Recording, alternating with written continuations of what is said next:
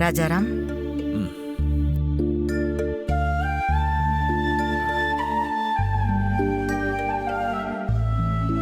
ஏன்பா எப்பவும் போல இயல்பாரு. எதையோ பறி கொடுத்த மாதிரியே உட்காந்துக்கிட்டு இருந்தா எப்படிப்பா? எதையோ பறி கொடுத்துருந்தா நான் இப்படி உட்காந்துட்டு இருக்க மாட்டேக்கா. இத்தனை நாள் கஷ்டப்பட்டு நேர்மையாக உழைச்சி சம்பாரிச்ச பேரை பறி கொடுத்துருக்கனே. அப்புறம் எப்படிக்கா இயல்பாக உட்காந்துருக்க முடியும்? இங்க பாரு ராஜாராம், இது நேர்மையா சம்பாதிச்ச பேரு. அது எப்படி அவ்வளவு சீக்கிரம் உன்னை விட்டு போயிடும் சொல்லு? ஊர் உலகம் என்ன வேணாலும் பேசிட்டு போட்டோம். உண்மையில உனக்கு நம்பிக்கை இருந்தா போதும்.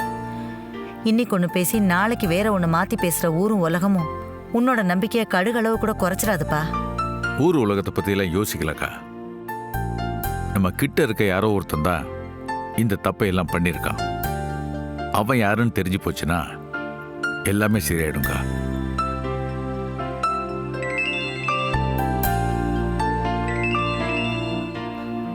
யாருப்பா? அக்கா, பொண்ணு தான் கால் பண்றா. நீயே பேசு. அவ என்கிட்ட பேசணும்னா எனக்கு ஃபோன் பண்ண மாட்டாளா? உங்ககிட்ட பேசணும்னு தான் ஃபோன் பண்ணிருக்கா. எடுத்து பேசு. நீங்களும் புரியாம பேசக்கூடாது, எடுத்து பேசுங்கக்கா. ராஜாராம், கம்பெனில ஏதாவது அவசரமா இருக்கும், இல்லைன்னா ஏதாவது பிரச்சனையா இருக்கும். அதை பத்தி கேட்டா நான் என்ன பதில் சொல்லுவேன்? உங்ககிட்ட பேசணும்னு தான் ஃபோன் பண்ணிருப்பா. எடுத்து பேசு. என்னங்க, நான் பொண்ணு பேசுறேன். தெரியுது, சொல்லு. இத்தனை நாளா நீங்க பட்ட அவமானம், அசிங்கம், நம்ம பட்ட கஷ்டம் எல்லாமே நீங்க போகுதுங்க. அதுக்கு ஒரு விடிவு காலம் வந்துருச்சு. நம்ம கம்பெனி வேன்ல அந்த கடத்தல் சிலையை வச்சது யாருன்னு கண்டுபிடிச்சாச்சு. கண்டுபிடிச்சாச்சா? யார் பண்ணது?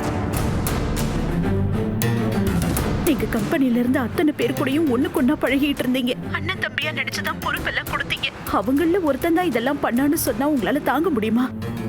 அது வேற யாரும் இல்லைங்க, நம்ம GM விவேக் தான். இப்ப எங்க பண்ணிருக்கான் அவன்? அவன் எங்க இருக்கான்னு சொல்லு. அவன் கழுத்தை நெரிச்சு கொன்னாதான் என் யாத்திரை எடுக்கும். எங்க இருக்கான் அவன்? நீங்க நேரா போலீஸ் ஸ்டேஷனுக்கு வாங்க. அவனை கூட்டிக்கிட்டு நான் நேரா இன்ஸ்பெக்டரை பார்க்க தான் போயிட்டு இருக்கேன். நீங்களும் அங்க வந்துருங்க. சரி, நீ ஸ்டேஷனுக்கு போ, நான் பின்னாலே வரேன். என்ன ராஜாராம்? அக்கா, இந்த திருட்டு வேலையை செஞ்சது வேற யாரும் இல்லக்கா, நம்ம கம்பெனி மேனேஜர் விவேக் தான். அவனை ஸ்டேஷனுக்கு தான் கூட்டிட்டு போயிருக்காங்க. நான் போய் என்ன ஏதுன்னு பார்த்துட்டு வந்துடுறேன். இருக்கு அவனுக்கு.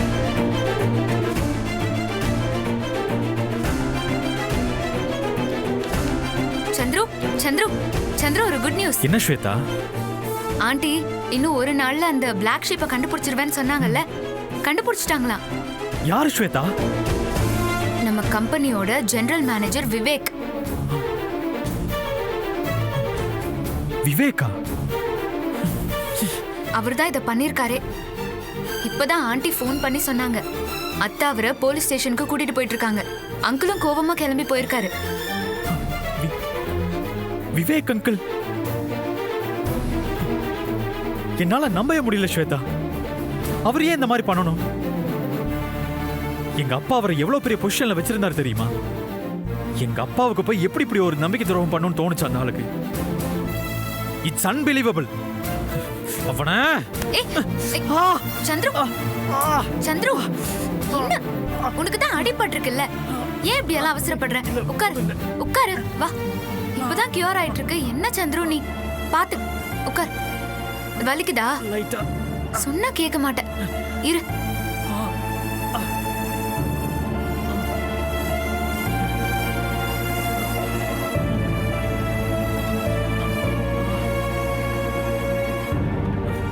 பாத்து பாத்து சந்துரு.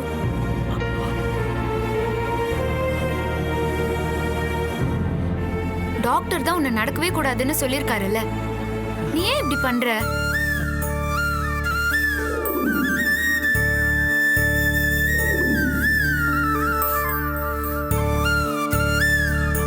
வலிக்குதா? பாத்து. லைட்டா.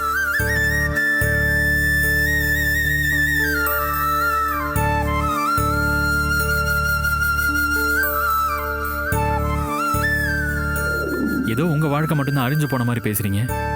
இதுல ஏன் வாழ்க்கையும் தானே இருக்கு. எனக்கும் இது பிடிச்சலாம் நடக்கல. நீங்க எப்படி உங்க அப்பா அம்மாவுக்காக கல்யாணம் பண்ணிக்கிட்டீங்களோ அதே மாதிரி நானும் எங்க அப்பா அம்மாவுக்காக தான் இந்த கல்யாணத்துக்கு ஒத்துக்கிட்டேன்.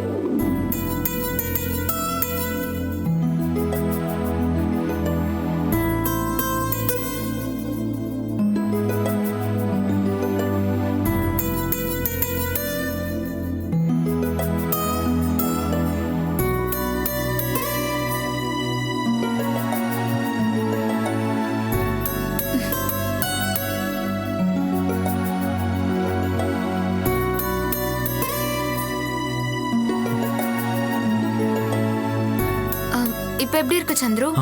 பரவாயில்ல. போதும் ஸ்வேதா, போதும். வலி Okay, போயிடுச்சு. பெட்டரா இருக்கு.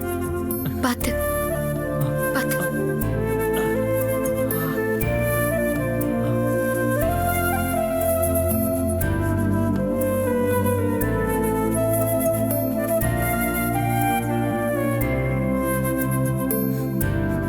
என்னாச்சு சந்துரு? மறுபடியும் வலிக்குதா? இல்லை இல்லை சொல்ல ஒரு கணம் போதும், இல்லை என்று சொல்லி தாங்குவதென்றால் இன்னும் இன்னும் எனக்கோர் ஜன்மம் வேண்டும். என்ன சொல்ல போகிறாய்?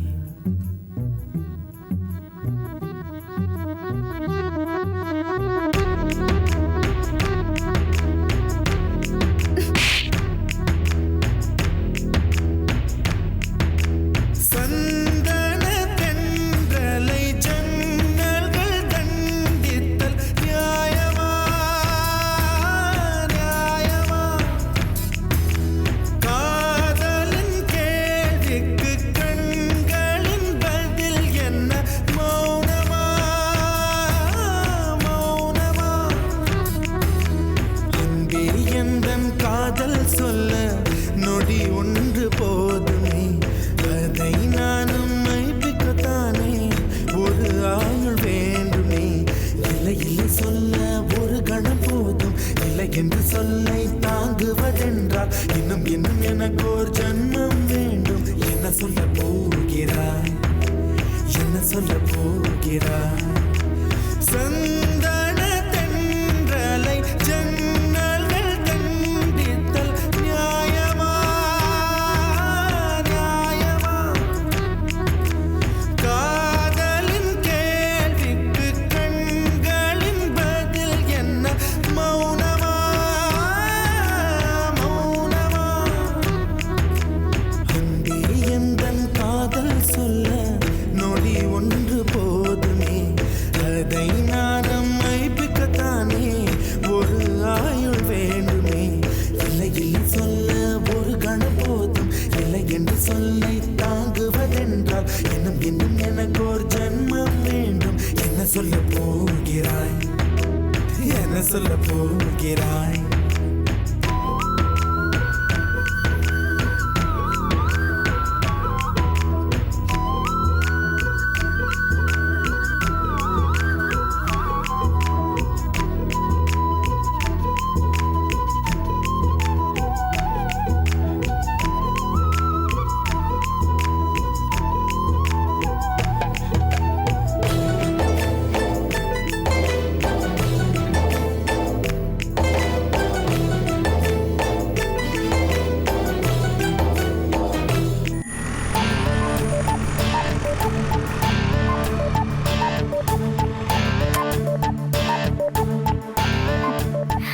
ஏன் பூஜா எங்க வந்திருக்கோம் இப்ப?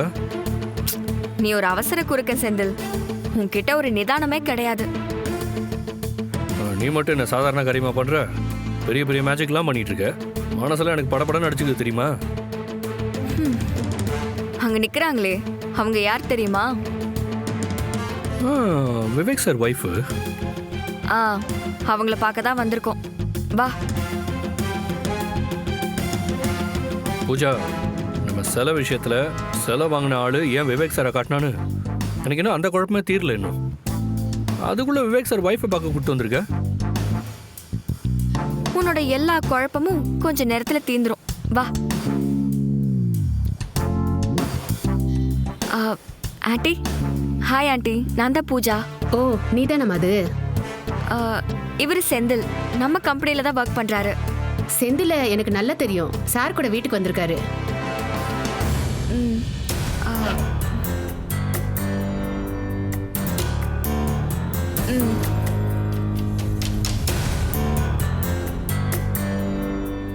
ஊரே மெச்ச பொண்ணுக்கு கல்யாணம் பண்ண போறேன்னு சொல்லி கல்யாணம் பண்ணாரு. இப்ப கடன் அடைக்க முடியாம பண்ணாத தப்புக்கு பழி ஏத்துக்கிட்டு ஜெயிலுக்கு போயிட்டாருமா. ஆண்டி, நீங்க கவலையே படாதீங்க. சார் சீக்கிரமா ரிலீஸ் ஆகி வெளியே வந்துருவாரு. அதுக்குள்ள நாங்களும் அந்த கம்பெனில வேற லெவலுக்கு போயிருவோம். உங்க குடும்பம் எந்த கஷ்டமும் படாம பாத்துக்கிறோம். நீ சொல்றதாம்மா நான் இப்போ மலை மாதிரி நம்பிட்டு இருக்கேன். எங்களை கைவிட்டுறாதம்மா. நான் பாத்துக்கிறேன் ஆண்டி. வரேம்மா. ம்.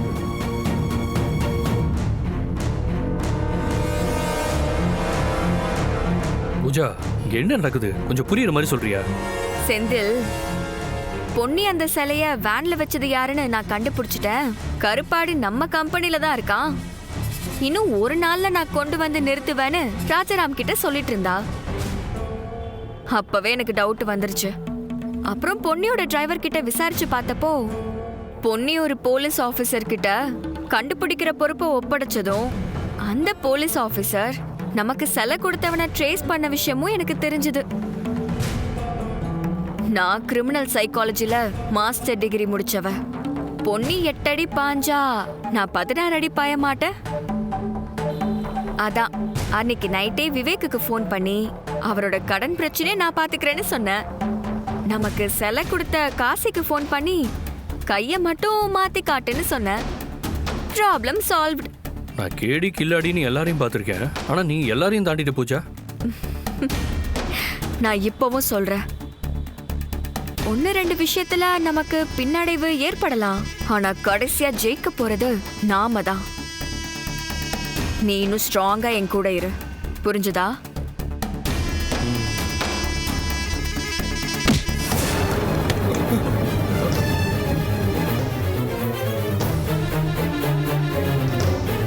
யாரு என்ன ஏதுன்னு எதுவுமே தெரியாம ஒரு நல்ல மனுஷனை வீட்ல இருந்து கூட்டிட்டு வந்து எதுவும் சொல்லாம அடி அடின்னு அடிச்சு விசாரணைங்கிற பேர்ல குடும்பப்படுத்துனீங்கல்ல.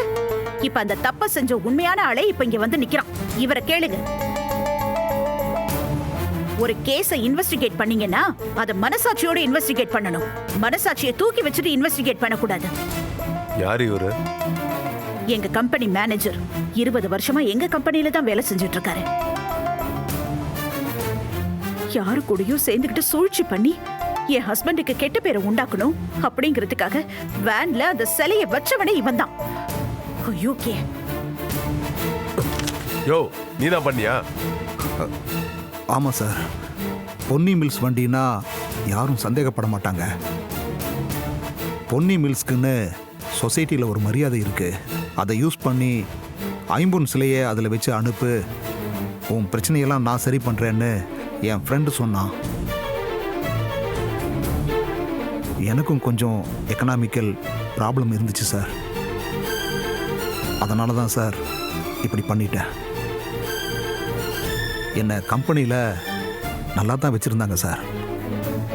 யோ, திடீர்னு இப்படி வந்து சொன்னா நாங்கள் ஏற்றுக்கணுமா? இன்ஸ்பெக்டர், அவர் சொல்றதெல்லாம் உண்மைதான். கேஸ் சம்பந்தமா உங்களுக்கு எல்லா இன்ஃபர்மேஷனும் நான் தரேன்.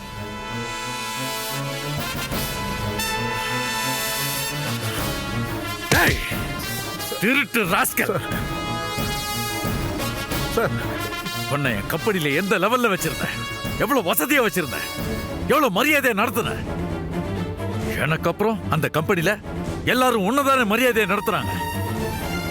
நான் போக வேண்டிய முக்கியமான மீட்டிங்கெல்லாம் ஒன்னு அனுப்பி வச்சிருக்கேனேடா. அவ்வளவு தூரம் நம்புறேனே உன்னை. உண்ட வீட்டுக்கு ரண்டகம் பண்ணிட்டேடா துரோகி, துரோகி. சார், எனக்கு ஃபேமிலியில் ஒரு நெருக்கடி இருந்துச்சு சார். அதனால் இப்படி பண்ணிட்டேன் சார். என்னை மன்னிச்சிருங்க சார். உங்களுக்கு கெட்ட பேர் உண்டாக்கணும்னு பண்ணல சார். தனிப்பட்ட முறையில் தான் சார் நான் இதை பண்ணேன். ப்ளீஸ் மன்னிச்சிருங்க சார்.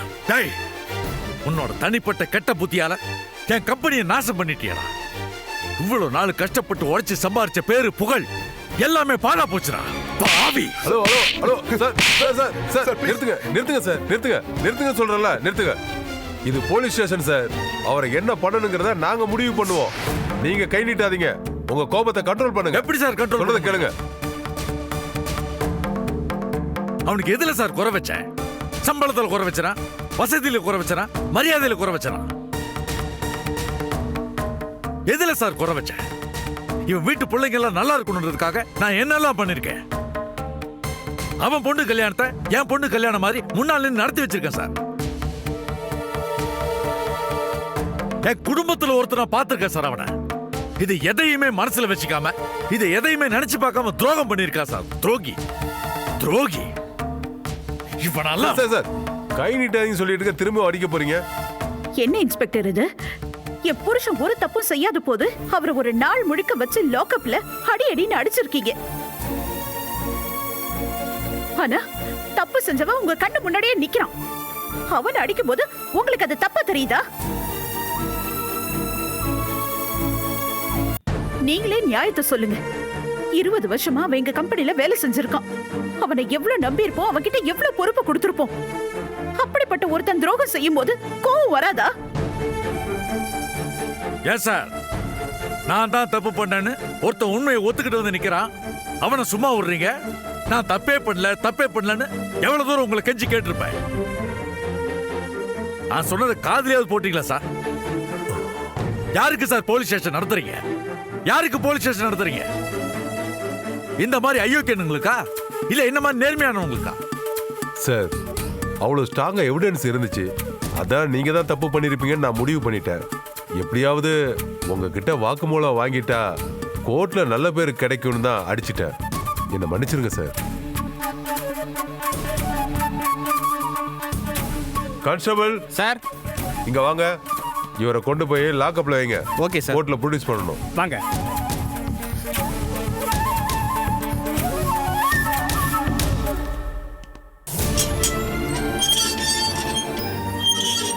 அதான் இவர் ஒத்துக்கிட்டார்ல சார், இனி உங்க மேல உள்ள கேஸ் எல்லாம் கம்ப்ளீட்டா கேன்சல் ஆயிரும். இன்னும் 2 நாள்ல தீர்ப்பு வந்துடும் சார். சந்தோஷமா போயிட்டு வாங்க.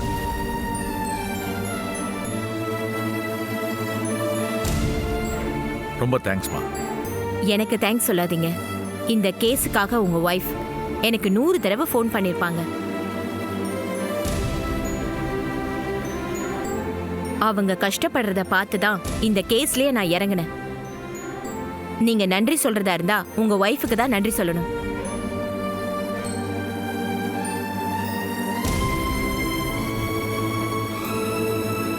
சரி, நம்ம வீட்டுக்கு போலாம்.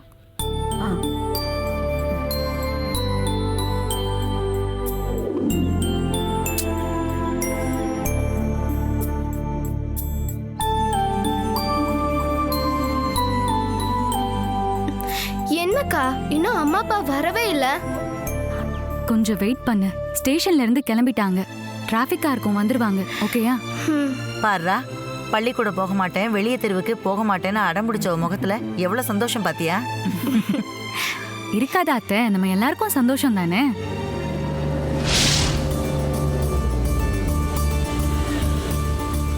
போய் ஆர்த்தி எடுத்துட்டு வா.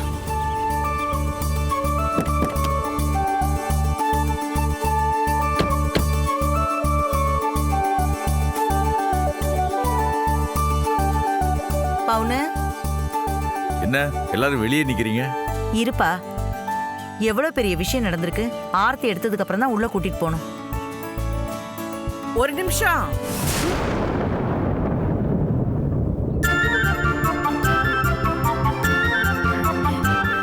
ராணி அக்கா,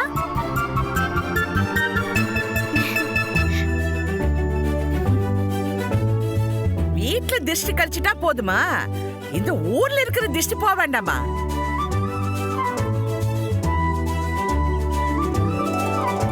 அதுக்கு தான் நான் கையோட கூட்டிட்டு வந்திருக்கேன். வாங்க வாங்க வாங்க, எல்லாரும் வாங்க.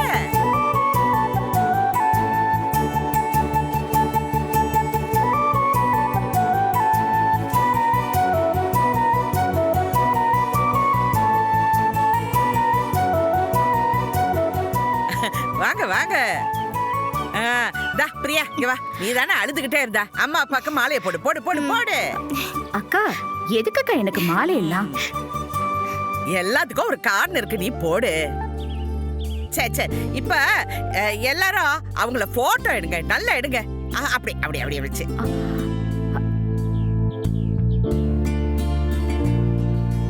ராணி அம்மா வந்தா அந்த இடமே ஒரே கொண்டாட்டம்.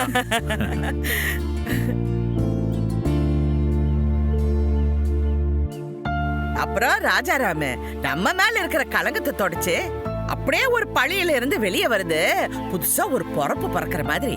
அத நம்ம கொண்டாட தானே செய்யணும். என்ன பவுனு? ஆமாக்கா, நான் பட்டாசுலாம் வெடிக்கலான் இருந்தேன். அம்மா தான் வேணான்ட்டாங்க.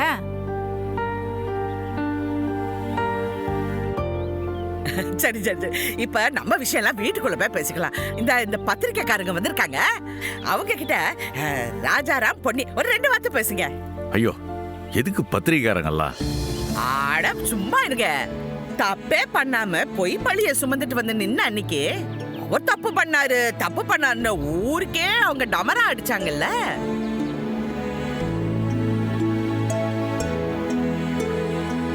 இன்னைக்கு நிரபராதின்னு நிரூபிச்சு வந்த விஷயத்த உலகத்துக்கு கொண்டு போய் அவங்க சேர்க்கட்டும். கலங்கம் உண்டாக்குறதுல அவங்க காட்டின தீவிரத்தை அது கலங்கம் தொடக்கிறதுலயும் இருக்கட்டும். அதுதான் பத்திரிகை தர்மம். அதனால நான் அவங்கள கையோட கூட்டிட்டு வந்திருக்கேன்.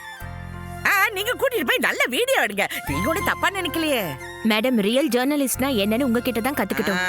அத சந்தோஷமா செய்யதான் மேடம் வந்திருக்கோம். சரி, நீங்க போங்க, போய் அழகா எடுங்க. போங்க, அப்படி போய் எடுங்க. போங்க போங்க.